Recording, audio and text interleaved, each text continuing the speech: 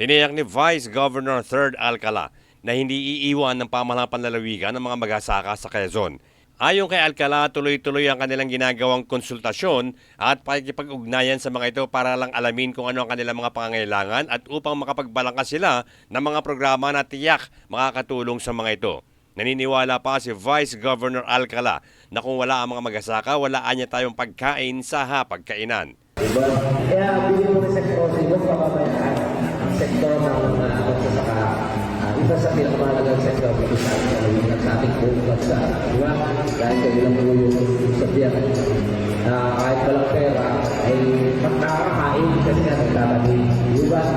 Ay pinaka-sustainable sektor dito sa ating buong. Kaya lang po natin yung siguro kailangan pinakaya natin yung mga tao na kailangan umaasa sa ating pamahalaan. Kaya po, kung may magalala, kung may akala nila, hindi na kami sa pansin-wise ko, sila ko.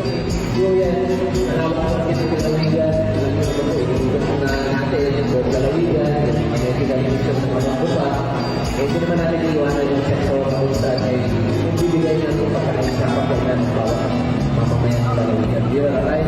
Kaya yung pagpapakain sa kanila.